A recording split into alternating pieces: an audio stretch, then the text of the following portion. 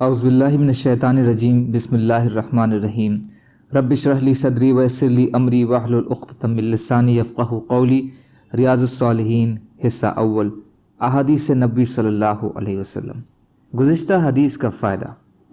استخارہ کے لفظی معنی ہے بھلائی طلب کرنا، یعنی اس دعا کے ذریعے انسان اللہ سے خیر اور بھلائی طلب کرتا ہے۔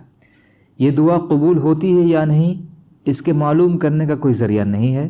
کچھ لوگ یہ سمجھتے ہیں کہ استخارہ کرنے والے کو خواب میں صحیح بات بتلا دی جاتی ہے، یا اس کے دل میں خیر والے پہلو کی طرف رجحان پیدا کر دیا جاتا ہے، وغیرہ وغیرہ، لیکن یہ باتیں کسی حدیث میں بیان نہیں ہوئی ہیں۔ ممکن ہے کہ کچھ لوگوں کو خواب یا رجحان کے ذریعے بتلا دیا جاتا ہو جن کے لیے اللہ کی مرضی ہو، لیکن یہ اصول یا قاعدہ ایسا نہیں ہے کہ جو بھی استخارہ کرے گا اسے ضرور غیبی اشارہ ہو جائے گا۔ اس لیے غیبی اشارے کا انتظار نہیں کرنا چاہیے، بلکہ استخارہ کے بعد سوچ سمجھ کر ظاہری اسباب کے مطابق جو بات مناسب لگے اسے اختیار کر لیا جائے۔ اگر اس کی دعا استخارہ قبول ہو گئی تو یقیناً اس میں اس کے لیے بھلائی ہی ہوگی، ورنہ نقصان کا امکان کو بھی نظر انداز نہیں کیا جا سکتا۔ بہرحال ایک مسلمان کو دعا کرنے کا حکم اور اس کی تاکید ہے، اس میں لاپرواہی یا سستی نہیں کرنی چاہیے۔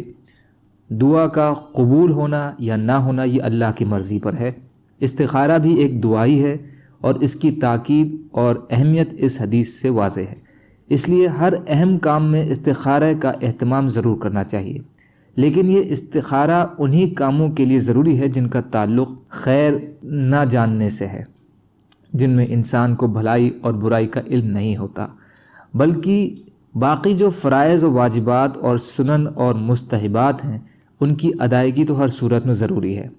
اسی طرح جو ناجائز کام ہیں ان سے بچنا ضروری ہے، ان برے کاموں میں استخارہ کرنا جائز نہیں ہے۔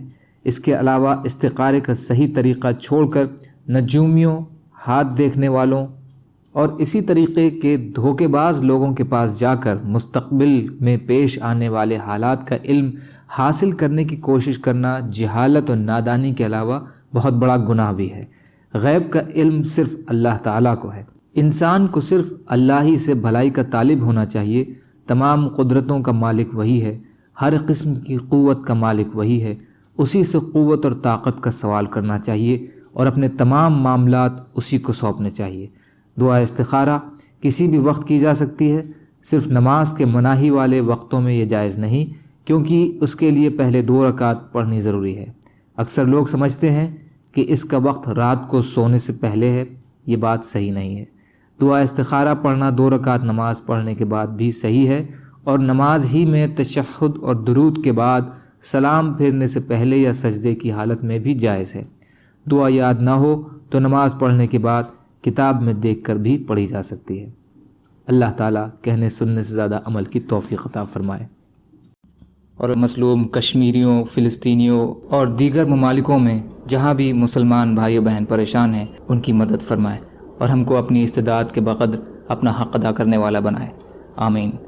سبحان اللہ و بحمدہ، سبحانک اللہم و بحمدک، اشہد ان لا الہ الا انت، استغفرک و اتوب الیک۔ سبحان ربک رب العزت عما یصفون، وسلام علی المرسلین، والحمد للہ رب العالمین، برحمتک یا ارحم الراحمین۔ لا الہ الا اللہ محمد رسول اللہ۔